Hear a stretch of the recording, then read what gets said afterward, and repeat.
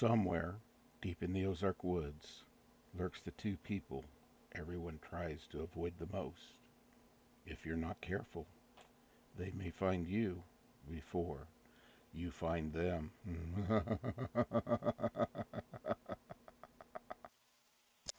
Oh, hello guys. It's 2:30 in the afternoon, December 19th.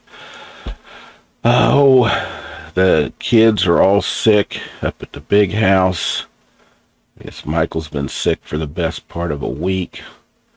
Marion went up a day or two ago to help Rob and Lynn take care of some stuff.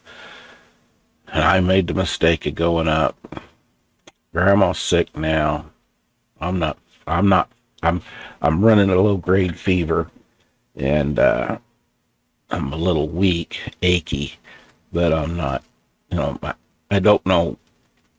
My allergies were already bothering me, so whatever we got there whatever I come into contact might have uh, exacerbated my allergies. I don't know.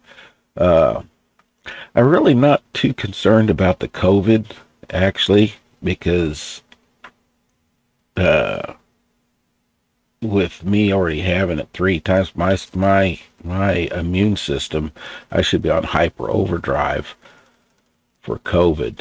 So it's the other flu viruses that are catching pneumonia that I'm afraid of. I'm not afraid of COVID. I wasn't afraid of COVID after I caught it the first time. I whooped it the first time. It took me, so I got sick in November. So I was sick November, December, January, and then February is when I actually was feeling good enough that I could leave the house. Up until middle of February, I didn't even leave the house other than to go to the doctor. Uh, with Marion being a nurse, they just sent me home with the medicine. Like a doctor. I'm in town of 500 people. The doctor's not even a mile away, phone call away. And she did house visits if need be, which she never did for us, but she did, for several people in the neighborhood or in town. Oh yes, the whole town's a freaking neighborhood in city standards. But I beat it. I was sick as a freaking dog. We thought I was going to die 2 or 3 times. I mean, I was that freaking sick, but they did what they needed to do for me, got me through it. Every time I got sick after that, it was less severe, and then the last time I got sick, it wasn't any more severe than a mild flu, severe cold, mild flu type, and I was only sick for about 6 weeks. About 4 to 6 weeks. That's all I was sick, and then I was back on my feet 100%. Well, 100% of the new standard, but anyway. I don't know if Grandma will edit this out or not, but I'm in here watching. It's Sunday, so I was getting caught.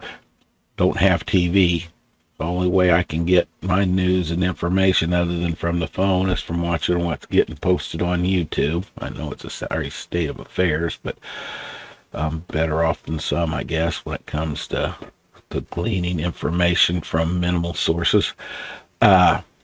I was watching Fox News, The Five, and talking about San Francisco mayor's tough talk on crime. This is just, yeah, they flip.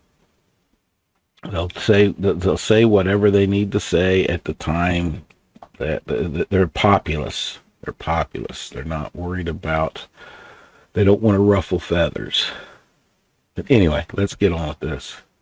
San Francisco Mayor London Breed learning the lesson the hard way after defunding the police force by $120 million in 2020. We remember that. Now, after a series of insane smash and grab thefts, which are not slowing down, all of a sudden she wants to get tough on crime. Listen. It's time that the reign of criminals who are destroying our city, it is time for it to come to an end. And it comes to an end when we take the steps to be more aggressive with law enforcement, more aggressive with the changes in our policies, and less tolerant of all the that has destroyed our city. Where did this come from? Nancy Pelosi, who represents San Francisco, can't seem to figure out what is actually behind the crime surge. It's absolutely outrageous. Obviously, it cannot continue. But the fact is that there is an attitude of lawlessness in our country that springs from I don't know where. Maybe you do. And we cannot have that lawlessness become the norm. You empty the prisons. You don't prosecute anything that doesn't result in the death of somebody else. And, of course, you defund and defame the cops. Here's their reforms. The Tenderloin crackdown was just one of 4 things they're going to be doing. The other 3, securing emergency police funding, amending our surveillance ordinance so law enforcement can interrupt crime in real time. Excuse me, put that down. They weren't able to say that before. Disrupting the illegal street sales of stolen goods. So is this the beginning of a ripple effect, Jesse? Soon we're going to have a Philadelphia DA speaking out, mayor speaking out, and then New York. But see, this is the thing. They should have understood from the get-go that these policies that they were following were detrimental to their city and to their people. It does not take a whole lot of common sense to understand that when you let criminals run rampant throughout your city, you're going to have increases in crime. You know, I'm all for running social experiments, but don't run experiments that have already been run before and shown to fail. You know, fools learn from their own mistakes, but wise men learn from the mistakes of others. I mean, so they should have known that they were foolish. These are fools. They should have learned from the mistakes that others had made throughout history on what happens when you go soft on law enforcement and you go soft on crime and hard against law enforcement. When you stifle law enforcement, it's a balancing act. Everything's balanced. It's got to be an equilibrium. You have to have an equal amount of law enforcement. The law enforcement and the crime will have to be in balance. You can't have one so powerful that it stifles the community. When you have zero crime, that means you've got a stifling law enforcement. It's human nature. You get 500 or 600 people living in the same little compact. There's going to be crime. It's human nature. I'm not condoning it. This is the way it is. It exists. It happens. You know, and so if you have zero crime, then that means you've got a police state that controls everybody's actions all the time. But then you don't want to have just the old man. You wouldn't want to have me strolling around town with a nightstick, or actually going around on my little scooter thing, because I'd have to have one if I was going to have to cover the town, with my little nightstick yelling at kids for stealing apples from Miss Maybell's apple tree out in the corner of her field. You know, that's not strict law enforcement. There's a balance between the two, and when you reach a point where the law enforcement is strict enough that it suppresses all your major crimes, and the only thing left are your non-violent crimes, then you can start policing those in a different manner. You know, there's different avenues to solutions. It's not a one-size-fits-all. But fools learn from their mistakes. Yeah, and they learn at least. But if they'd been wise, they would have looked at other people's solutions to similar problems and what worked and what didn't work before they made their own decisions. So this is what my whole contention is they say, well, at least they changed, they learned. Well, they should have known to begin with when they were warned. When they're so opposed to the other side's view that they will never listen to them no matter what, when it comes to individual policies, then they're foolish. Now, I do believe that there are two different avenues to achieve the goal of a society living in harmony with itself.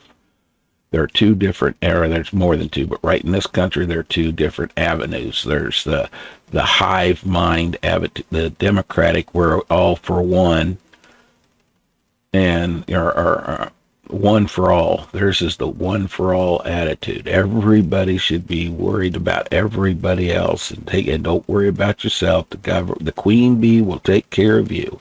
We should act in harmony as a hive of bees or a colony of ants. That's how society should work. And there's just one queen, the government, the president, that will make all decisions for you. And he'll send little signals out, and everyone will go and do what they or there's the conservatives, the Republicans are the closest that we have. The totally opposite mindset is every person is unique upon himself. He is his own entity, his own mini government, and so therefore he should be treated with that respect. We're all individuals. We have individuals' desires, individual needs, and as long as we are acting within the parameter established by social norms, we want to be left alone. Leave us alone. We think that the government should act more like a family, where yes, you have the head of the household making suggestions, dictating when it's absolutely necessary, like military, collecting money to pay the bills. You can't live here for free. You got to contribute. Somebody's got to pay these bills. So here, fork over your share of expenses for the month, that kind of stuff. But when it comes to, and then teaching your children right from wrong, but after that, you let your children grow and expand, and you're there to guide them. Okay, you're stepping outside what the family allows. We don't allow that. That's not what we do. So bring her back in. That's the kind of guidance that the conservatives are looking for. Not dictatorial commands on everything. It's, these are the social norms, and we will enforce the rules of the social norms. And as long as you're behaving appropriately, we don't care what you do. Just behave appropriately. But this, constantly hawking, we need to have access to your bank accounts, because if you've got more than $600 in your bank account at any one time, then you must be involved in nefarious activities, because $600 at any one time is more than anybody needs. If they paid all their bills already and they got $600 left over, then anything more than that, they better be coughing over to the government, because there's people that don't have $600 in their account.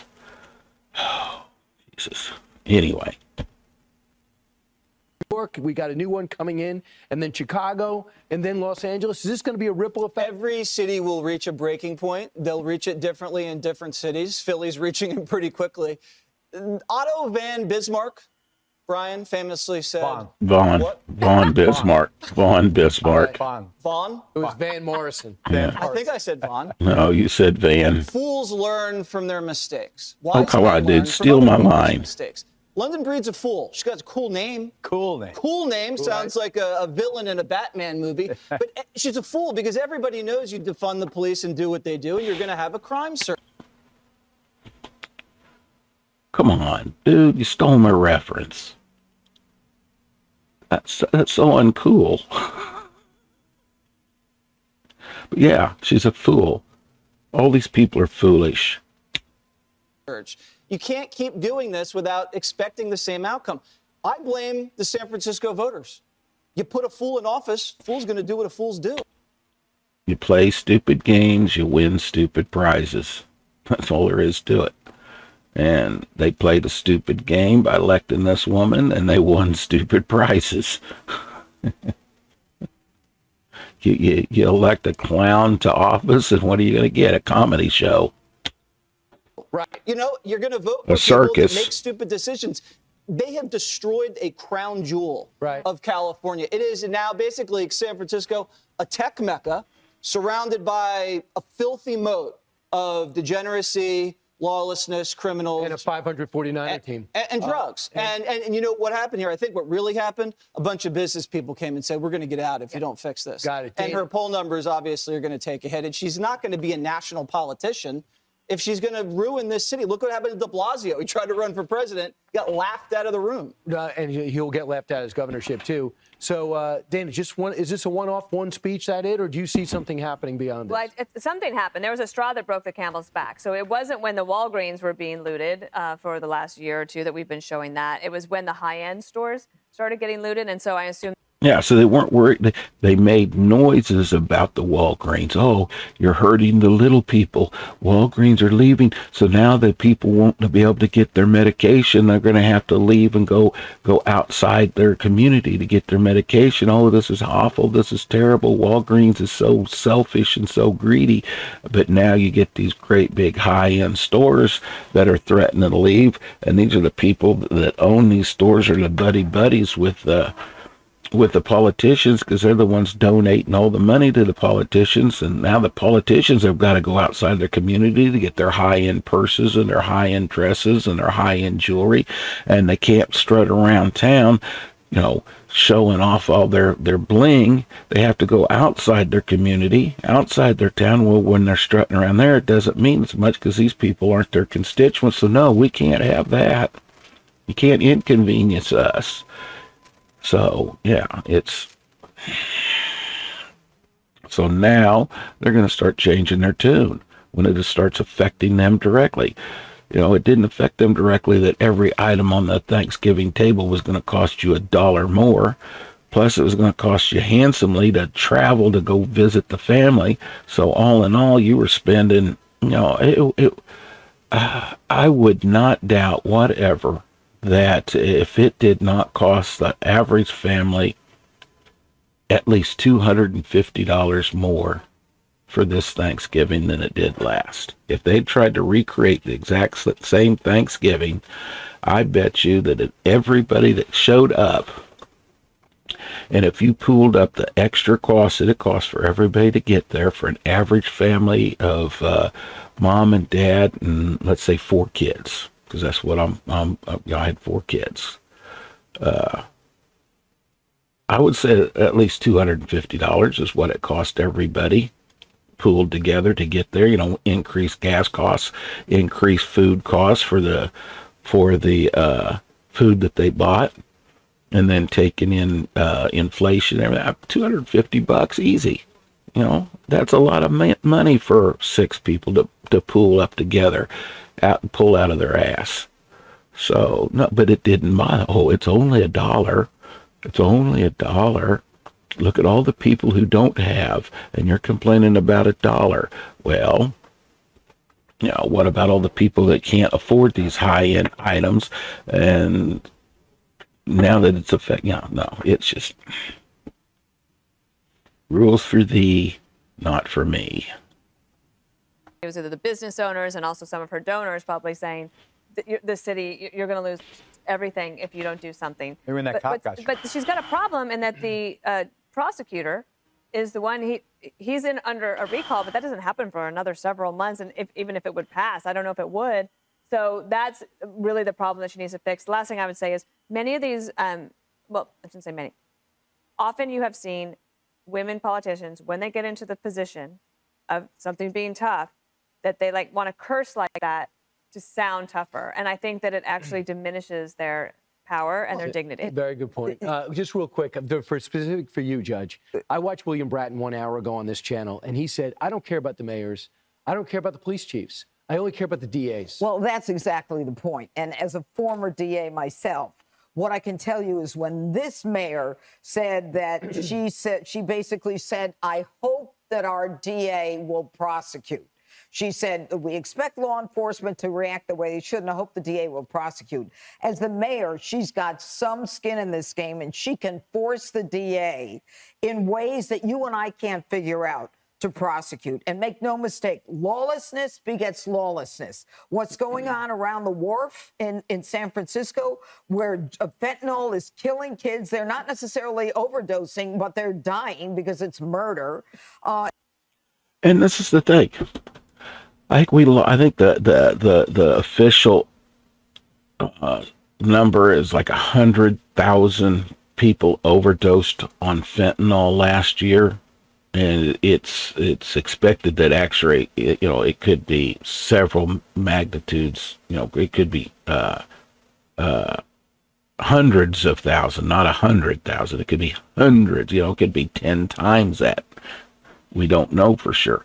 But anyway, if we were to have a war where we were losing 100,000 soldiers in every single battle, this society would be up in arms, saying, no, we can't lose that many people. We can't. We've got to But why are they not doing this on the drug thing?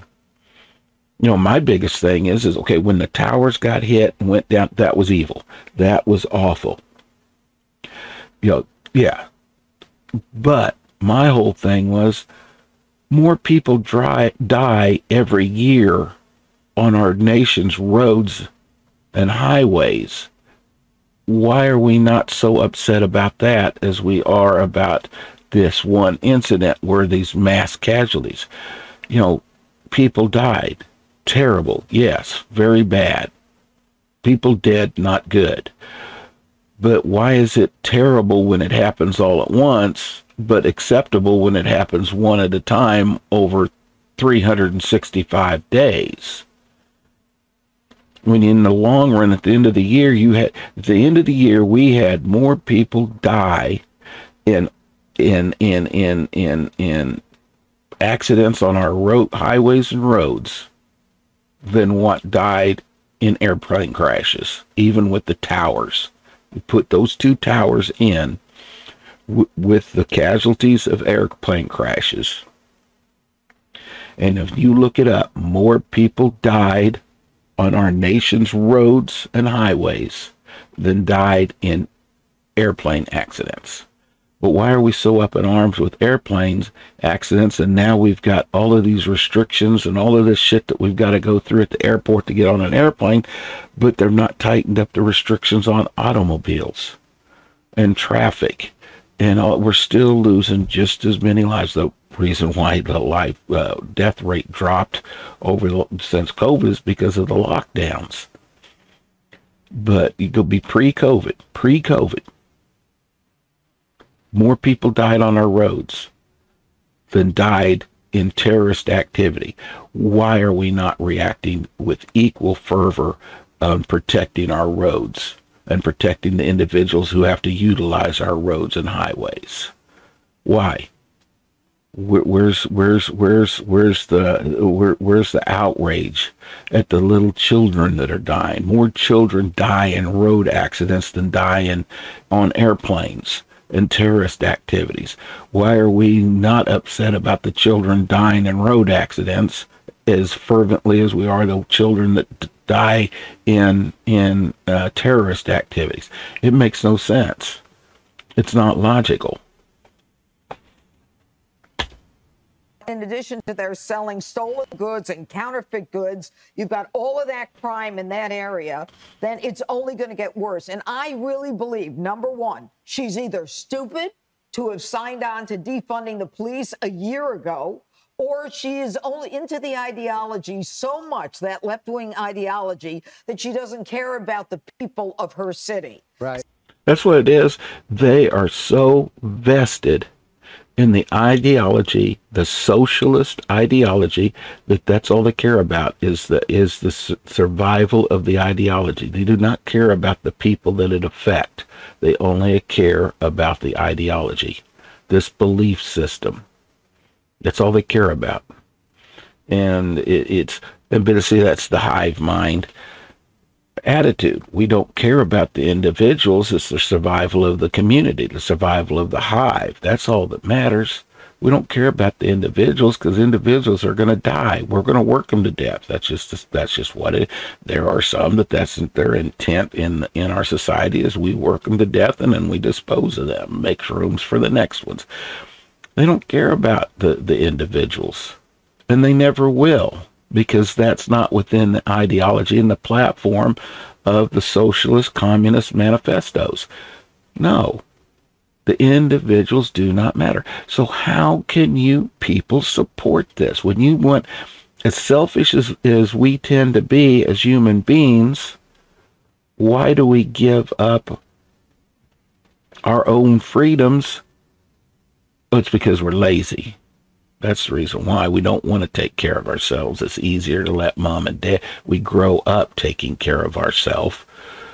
Or we grow up being taken care of. We've had, 9 months we're inside the womb, and then we grow up for, 20 years, or 18 years, 16 years, whatever it be, under the protection and guidance of mom and dad. And if you go ahead and go through college, then mom and dad are probably still, majority of the time, supporting you in some way or another. There are the ones that do it on their own, but there's a majority, a significant number that are still being taken care of. And then they get out on their own and, oh my, I got to make all these decisions on my, it's just easier if I let the government do it. Yeah. That's the reason why people don't own their own businesses. They work for somebody else because they don't want the responsibility and the risks. It's easier to work for somebody else, and I'm guaranteed a paycheck. Doesn't matter how hard I work, as long as I work hard enough to keep my job, I'm guaranteed a paycheck, and that's all I care. I'm too lazy to take all it. But if the business owner who took all the risks and did all the hard work and stressed, and will probably live a much shorter life than average because of all the extra stresses and burdens, when he starts to finally make it and things start to go smooth and easy for him, then, oh, you're just so fucking greedy. You should be giving that to your workers because you just made that off the back of your workers. Give me a fucking break. If I have a company where I make $1 profit off of every employee, after I pay all the expenses and everything else, that employee makes me $1, then you're going to, well, he's not doing very well. You can't live off $1. But if I have 100,000 employees and I make $1 off of each one of them, and now all of a sudden, at the end of the day, I'm making $100,000 a day. You greedy bastard. You don't need that kind of money. Look at these people. They're only living on $100 a day that you're paying them, and you're making $100,000. You greedy bastard. Why aren't you paying these people more than... Now, wait a minute. I'm only making $1 off of every employee a day. Now, when I only had 25 employees, I was only making $25 a day, and they were all making $100 a day. And you weren't there to support me. You weren't there, the employees were, obviously, but and the employees that were aware of what was going on were going, we'll work hard, you're taking care of us, we'll take care of you. But then when you start getting out beyond that, the initial startup group that didn't go through the growing pains and didn't see what was happening, and now all of a sudden there's 100,000 employees and the boss is making $1 off of each one of them every day, and oh my God, you're making $100,000 a day. That's just wrong. That's capitalism. That's just you're a fucking idiot. That's all I have to say. You are a fucking idiot. If you were making a product, if you were knitting socks by hand, and you were making, your profit was $1 per sock, and it took you 4 hours to make one sock, so you were able to make 2 socks in 8 hours. So you were able to make $2 profit in 8 hours, and you're sitting there, I'm starving, I can't make it. But then all of a sudden, you come up with a method where you can make 2 socks a minute, but you're still only making $1 per sock. But you're making it, but now you can make 2 socks a minute, so you're making $2 a minute. You're making $120 an hour. You're making nearly $1,000 a day, and you think that it's fair that society comes and says, "Hey, you're making $1,000 a day. The average person only makes $100 a day. So now you're going to have to give up part of yours because it's unfair." No, that's not. No, they're the ones that earned that money. Why are you coming in and taking it from them? No, you're a fucking idiot. Go hide someplace. Keep your stupid to yourself. Daggone people, I swear. I remember when we had this great big garden greenhouse. The family, we had the kids living with us. We had a couple of acres of ground there in town, and we had a great big greenhouse, great big huge garden. Family, everybody worked hard, and we were out there harvesting finally.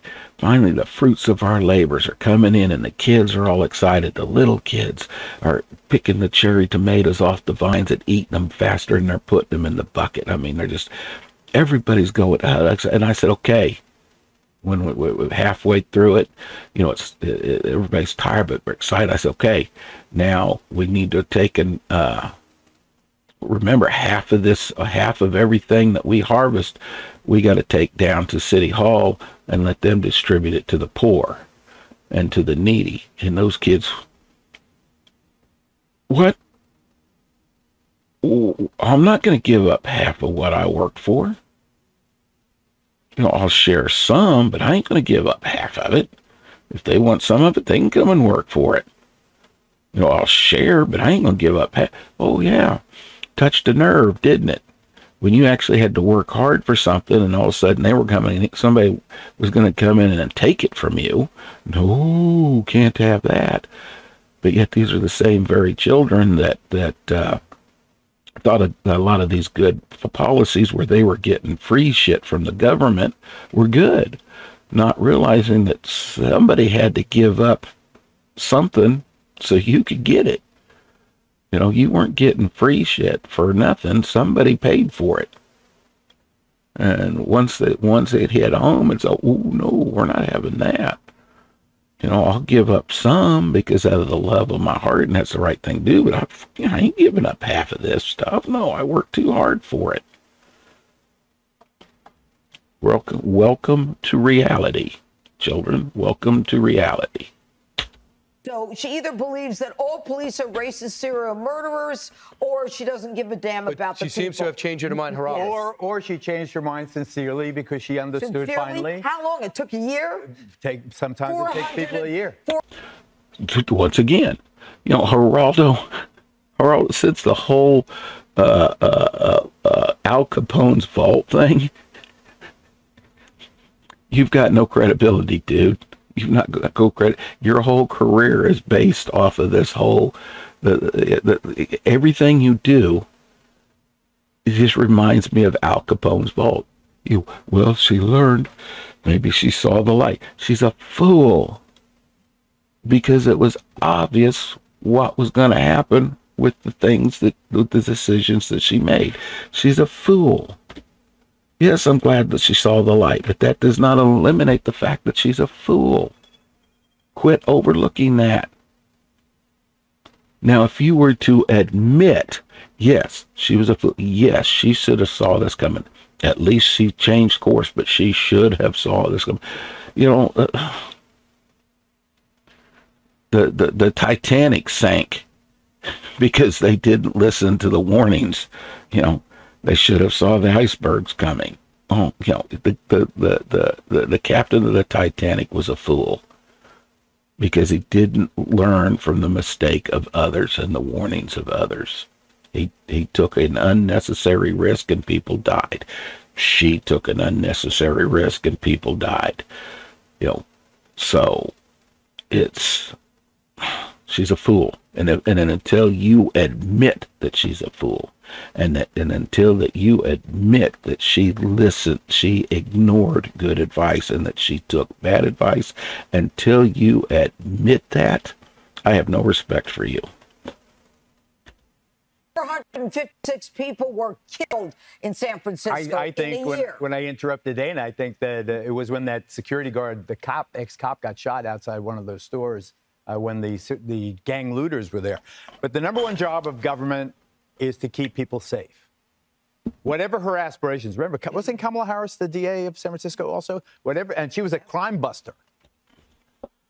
If he is going to sit here and support Kamala Harris as being a good prosecutor, now I have even less respect for you. You are so blind and ignorant to the facts and so wrapped up into your way of thinking and your view of what utopia should be. You are the perfect hive mind. Just, yeah, you're the perfect publicist for the hive mind mentality.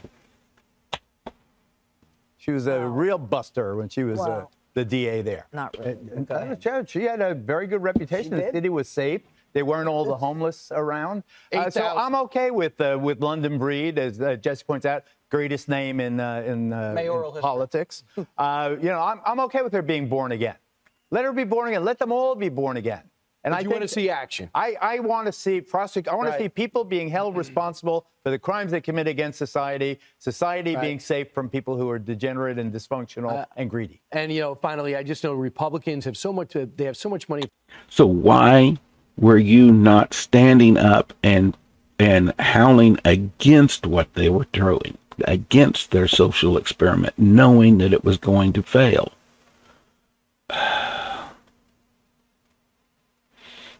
I would much rather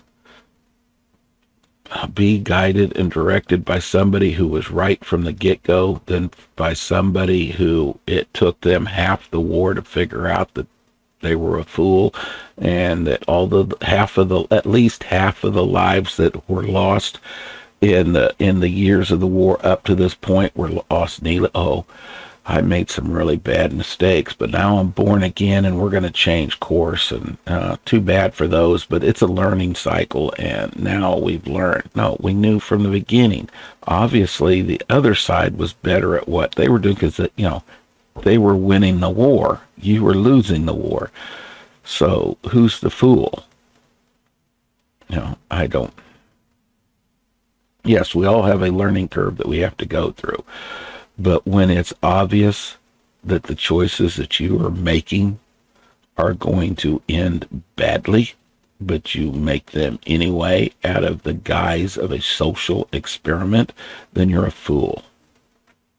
That's all that can be said, is you're a fool. Flow into their party. They never take a serious run at these DA positions. They don't take runs at the mayor positions. All I hear about is every major city, well, there's no infrastructure for the Republicans to run, so therefore people have no choice.